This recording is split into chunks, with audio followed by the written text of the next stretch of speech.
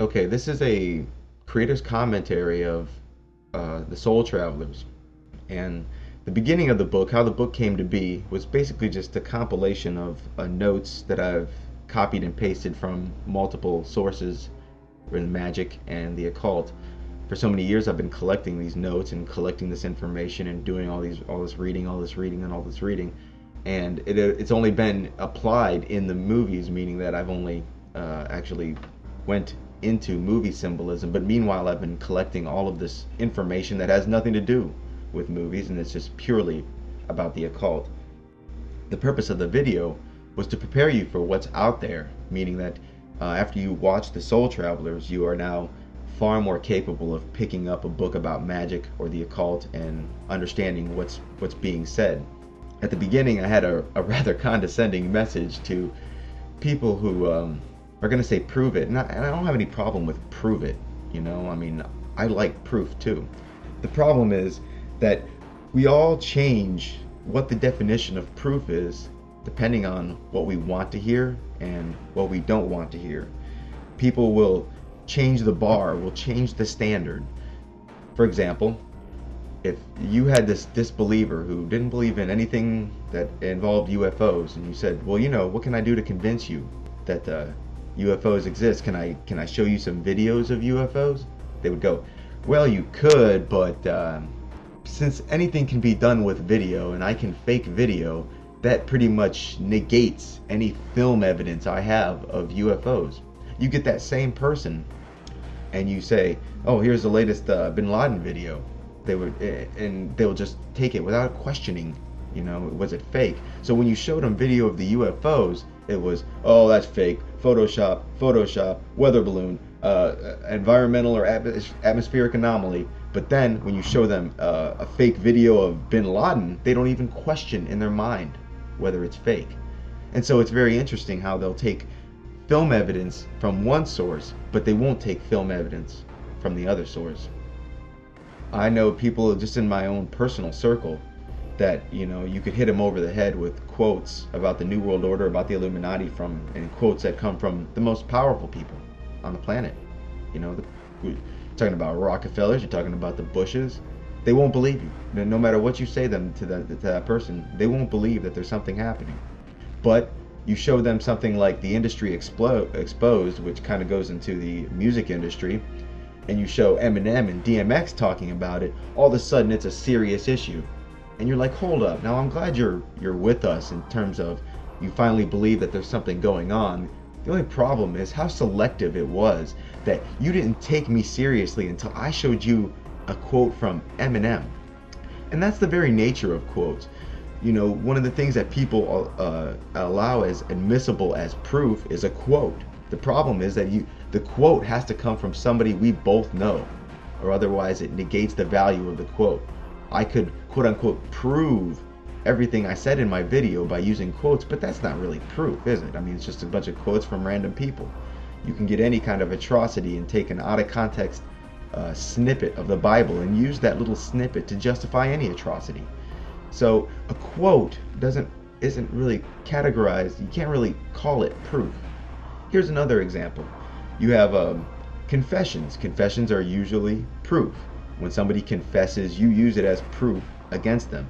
Meaning, if Rockefeller, Kissinger, and Bushes confess to a new world order, some people just won't hear of it. But if Bin Laden confesses to 9/11 and confesses and says, "I'm going to do more damage," all of a sudden a confession is now admissible as evidence. And you're like, what's the problem? I have people here admitting outright by their own mouth that they're doing this, but you won't believe. But a confession, as long as it's a confession you wanted to hear, something that doesn't violate your senses, something that doesn't send you into discomfort, somehow a confession from Bin Laden is acceptable. You find David Icke and Michael Tazarian, guys like that. I mean, I like them. They really do a good job. But look what they use as proof. You got Michael Tazarian using a repeating theme in mythology and submitting it to you as proof. He's saying that look at all the repeating themes. It's some kind of disaster, some kind of flood, some kind of war must have happened back then. And then David Icke goes and says, look at all the the retellings and how many copies of these serpent gods there are in mythology, and I mean, clearly there's a repeating theme back there, and they will submit this repeating theme as evidence. But then when it comes to a guy who was, oh, say, born of a virgin, walks on water, heals a blind, dies and is resurrected, all of a sudden that's symbolism for the sun moving through the celestial whatever. I mean, how convenient that you used the repeating theme to support something that you liked or you didn't have a problem with, but then you got the same exact system and said, okay, well, that's obviously the Jesus story was not literal, it was symbolic, but yet there it is, it's a repeating theme, just like your flood story, just like your serpent god story, and how you turned around and used the same exact token of logic to come to completely different conclusion regarding the existence of Jesus. You know, how convenient. And it happens a lot. You know, nobody's ever mentioned to you that nobody from Masonry has ever mentioned to you that checkerboards are their symbolism for this or that. You used a repeating theme. All you had to do is see a series of pictures where every single Masonic temple or lodge has a checkerboard, and you used a checkerboard pattern on the floor, and so you used that as a repeating theme as proof. But that's not really proof. And so that kind of brings us to vampires. You know, I mean, people say, okay, well, you've got a theory, Michael. You know, you think that there are vampires out there and that they're running up they run the Illuminati, and prove it to me. The question is how? I mean, what if you're not ready for that answer? I mean, what if you're not ready for that?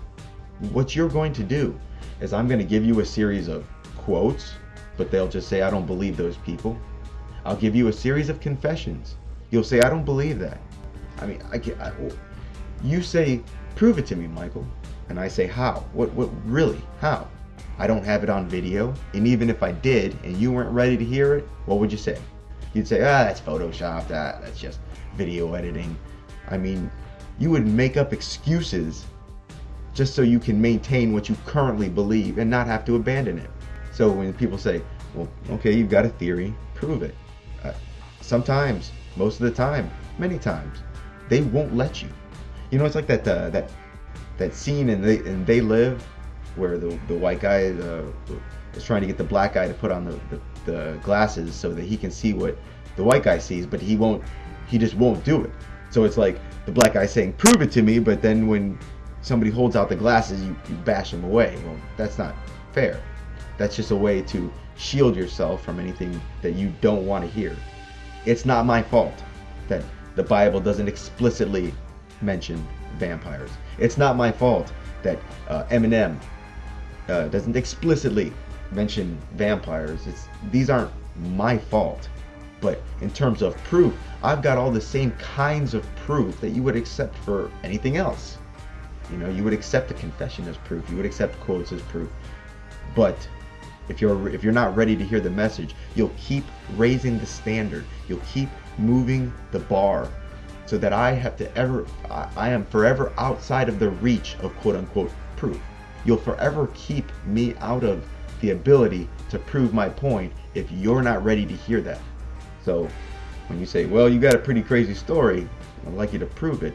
Really? Is that what you really want? How?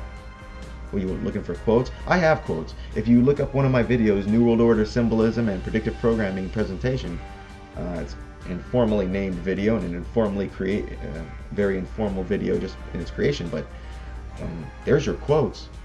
And there are many confessions out there. But if you're not ready to hear that, the very same confessions and the very same quotes simply won't do for you. You're going to keep raising the bar just so you can keep yourself shielded from what's going on. And another thing that needs to be pointed out, especially to the thumper types, is that what's in the Soul Travelers is not about what you think about the world. Their symbols are not based on what you think about the world. So you can go, well, you know, I don't believe in telepathy. I don't believe in thought forms. I don't believe in Zeus is actually just another name for God. Hey, you can believe whatever. I mean, I really want you to believe these things because it really does bring you a little bit closer to what's going on. But if you don't want to, that's fine. Understand that we're not studying you. Your thoughts on it are irrelevant. Their symbols, those Illuminati symbols aren't based on your beliefs.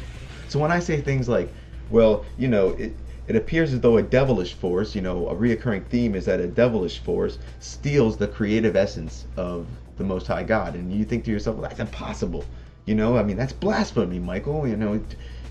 I don't understand what happened.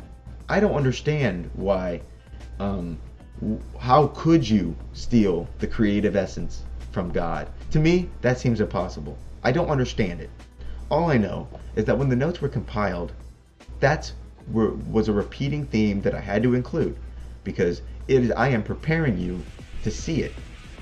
And you don't believe, okay, well, I don't believe that Zeus is another name for God. Okay, well, that's fine. But next time you're reading a magic book or an occult book and you pass over names like Zeus and Osiris, you might as well just convert them into what they really are. You got God, you got Jesus. You don't have to believe it. Consider Osiris to be a symbol for Jesus, as if they had put a cross there. It's just another name. You don't have to actually believe that Osiris and Jesus are the same person. I would like you to. I know I believe it, but I tell you this, their symbols aren't based on either of our beliefs. It's based on their beliefs. And their beliefs are that if you're going through the occult and you see a reference to Osiris, you might as well just replace it with Jesus, because for every time I've seen Osiris, it was always in the context of Jesus. So, take it how you will. I could say, hey, listen, this is why they have their phallic towers. You go, oh, that's blasphemy. I don't believe that. Hey, this isn't about what you believe. We're studying them. Their phallic towers are based on the event where Satan steals the creative essence of God and uses it to create the Nephilim. If you don't believe that that's possible, fine. I'm preparing you for the occult. This isn't Christianity here. I mean, this isn't The Soul Traveler brought to you by the Light of God Ministries. This is, and there's a lot of things that I ended up putting in the documentary that I don't understand. Just like when I said, Lucifer, who appears to be associated with the East. Do I know what that means? No, I don't know what that means. I don't know what the East is. I can take a guess and say that it's an extra dimensional place. I can guess, but I don't really know why every single time I see Lucifer associated with any single point on the compass, it's always the East. I don't understand that, and I don't have to. I'm putting together a compilation for you. I mean, you can imagine it as if you had said, Mike, I want you to go read like a bunch of, dozens and dozens of magic books and just, give me a little quick report on what I find. And I'm like, hey, Lucifer, they always associated with the East. And then you go, what does that mean? I'm like, I don't know.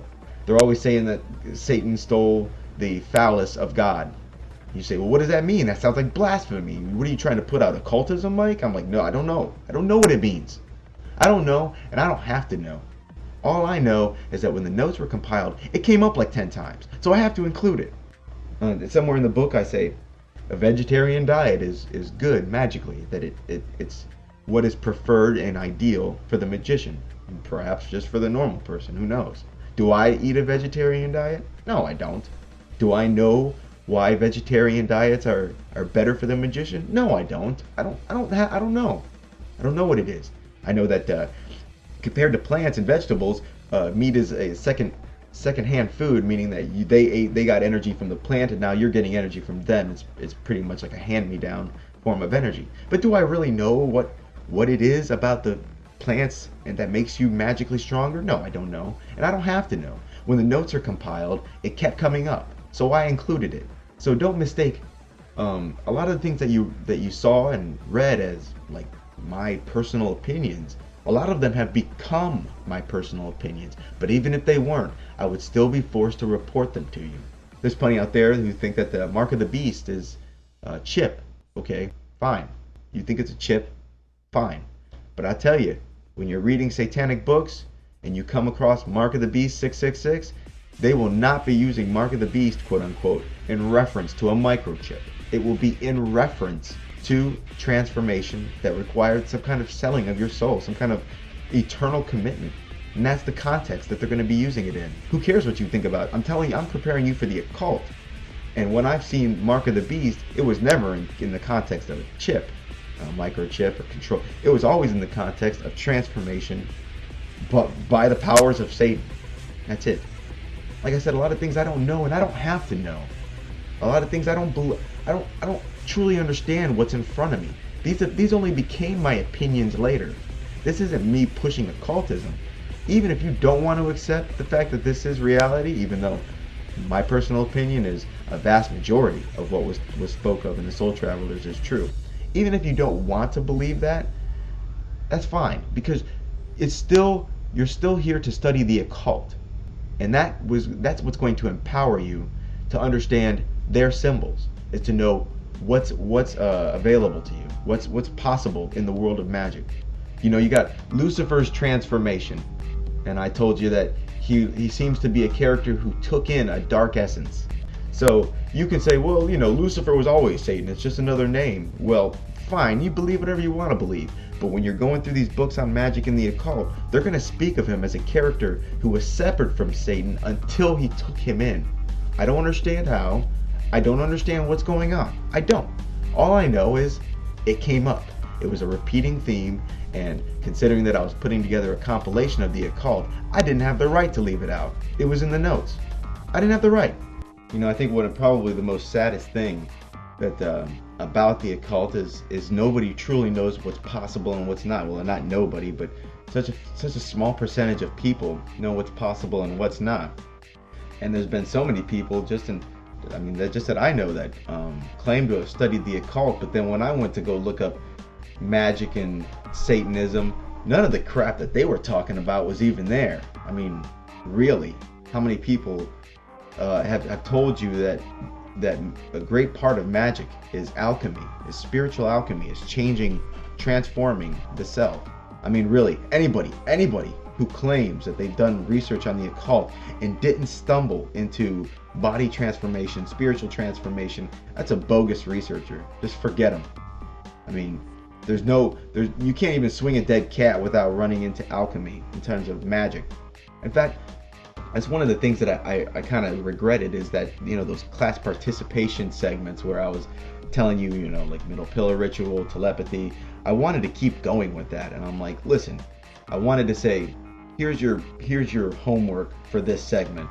I want you to Google magical alchemy, and I still want you to do it. Type in magical alchemy, type in magic, or just go find a magic book, a book about magic, and just peer through it. You're going to find that I prepared you properly. They're going to use many names from many mythologies to describe characters that you already know. B, they're going to be talking about how they can change themselves. Like, why is it that I should have heard it from somebody else, this body transformation? You want us to believe in vampires and some kind of changing of the body. Well, I just haven't heard that enough times to take your word on it. That's not my fault. That's not my fault. I'm sorry. I really would. Please type in magical alchemy. Type in magic and alchemy and find out just how many books, both white and black magic, are devoted towards spiritual transformation. And then come back and tell me that I was wrong. You can Google. In fact, I want you to Google anything. Just Google random stuff that I said throughout the documentary, just to check up on me.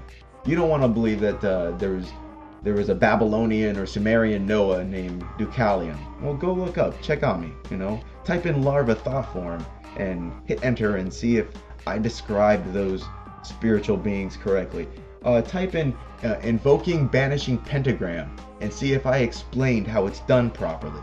I mean, go ahead and check up. You're not subject to me as if I'm the final word. I want you to go look this stuff up on Google, because it'll solidify in your mind what I'm saying. It'll give me a bit of credit. I feel like I can buy some credit if you just quote unquote confirm or prove what I'm saying. And that's entirely my point, is that magic is the occult. There is no occult without magic. To talk about the occult without mentioning magic, there's nothing to talk about. There's nothing to talk about. There's no occultist that doesn't practice magic. Don't mistake it for like, well, I just don't believe this or that. Hey, you don't have to believe in Satanism. You don't have to believe in anything. But they do. They believe this stuff. The stuff you saw on the Soul Travelers, they believe it. Don't keep measuring it by your own eyes. Well, I don't believe the universe works like that, and I don't think that this is plausible, and I don't think that that's. Who cares? Go out there and look. You'll realize that their occult symbols are not based on your beliefs. They're based on theirs. This is what they think of the world. And I'm sorry you've never heard it and it put it the way I did, as concise or whatever you want to call it. Comprehensive. It's not even comprehensive, but more comprehensive than anything out there, because nobody has ever taught you how a ritual is actually organized. Nobody taught you what a talisman was or what a pentagram is used for in ritual. Nobody actually discussed these things. So, I mean, this is about their beliefs. This is not a you thing. And a lot of people will go, well, where's he coming from? You know, one minute he's laughing at Christians because they think that the fruit of Eden is a real fruit, and then the next minute he's saying that Christ really did make a sacrifice. It's like, which direction is he? With us or is he against us? Don't think of me like that. Don't think of me in terms of with you and against you. I'm telling you from the occult, bottom line is a repeating theme is he did something. He made a sacrifice. That's it. That's all I know. I mean, I could go on speculating. I think I've read enough to be worthy of a little speculation, but I tried to keep that out. All I could tell you is it's a repeating theme, and I had to include it. And you didn't actually think that I was going to go zeitgeist on you, did you? I mean, after all these years of talking about these beings as very real beings, you didn't actually think I was going to go, here's a million copies of the same story and they're all false. You see, that's what zeitgeist did. It's like, here's a million stories of the same story and it's all false. I didn't say that. I said here's a million copies of the same story and it's all true. So this is Mike Wynn answers zeitgeist. Don't mistake me for zeitgeist. And further, you'll also notice that my perception of the good guys and the bad guys is not warped at all. After all my research, all I've come to the conclusion of is that the biblical version of villains and heroes is the correct version of villains and heroes. I've opened my mind up to everything. Satanism, occultism. I've read the parts of the Bible that I feel like are relevant to me, and I mean, all I can say is that the Bible is definitely accurate in terms of who's the bad guy. You know, you don't have me doing a Michael Tazarian on you, where it's, you know, the serpent is a good guy and Jehovah, that evil Atlantean, is actually the bad guy. You don't have me, I mean, I'm not trying to be that revisionist. You don't have me swapping up the good guys and bad guys. My perception of who the good guys are and the bad guys are probably the same as yours. And it's not based on an unwillingness to hear otherwise. It's just after so much so much research into Satanism and everything, all I can come to the conclusion of is that the serpent and the dragon, these are the bad guys. And I've tried to open my mind up to the reverse. I wouldn't have been unwilling to accept the serpent as a bad guy or a good guy. It's not like I would have been unwilling. It's just that it didn't explain anything around me, and it certainly wasn't the repeating theme. The Satanists told the story where the serpent is a good guy and involved in darkness, or at least a good guy relative to their eyes, and the Christians say the serpent is a bad guy and that he's involved in darkness. Well, to me, darkness is the enemy. So I haven't seen anything that's going to make me go Michael Tazarian on you. And if you don't like the middle pillar ritual, you go, well, Michael, you're putting out occultism. Firstly, I told you, this is about knowledge, not wisdom. I'm here to empower you. That's what I wanted to do. The only reason I put in the telepathy thing and the middle pillar ritual, and really I kept it, I didn't really teach you how to do too much in the occult except those two things, really. And I'm really just trying to empower you. All I know is I'm trying to report to you what I find. And that's all that's been behind me. That's it. That's all I've got. I have always packaged ebooks so that you could confirm what I'm saying. In a documentary, anytime you downloaded it from BitTorrent or wherever, I have always packaged my ebooks that I make reference to in the documentary so that you can confirm that I'm not just getting this information out of thin air. So, and I will be making my own, not only my own personal notes, but a large number of ebooks that pertain to the material that was in the Soul Travelers. I'll be making all of that available in like a whole collection, a Mike Wynn, collection. I'm going to be packaging my own personal notes. So I mean, it's an excellent source of information that goes far into more depth than, I mean, than my documentary or the book, The Soul Travelers. Is just, I mean, you'll see how much there is. So my own personal notes, you can review them, check up on me. And I really do want you to go out there and type in some of the stuff I said, like find out if I was telling you the truth about invoking, banishing pentagrams and whatever. I mean, I want you to. And I usually make it possible. Every time I make reference in a documentary, I usually package ebooks with the download. And if it's not in that download, it's easily accessible through other downloads. I make it very easy through my website. So you want your proof? I'm trying. I'm trying.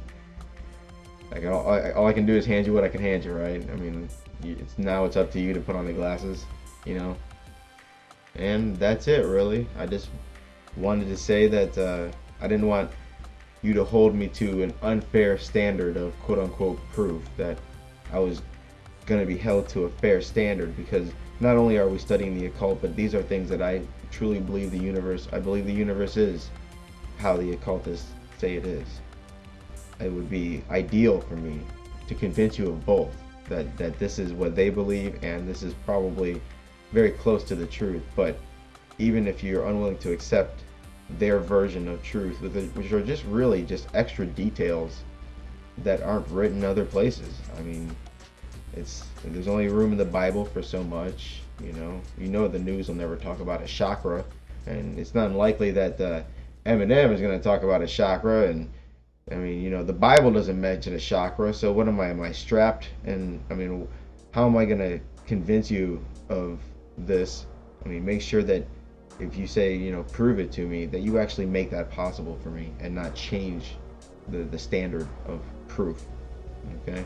So that's that. Much love and light. Take care.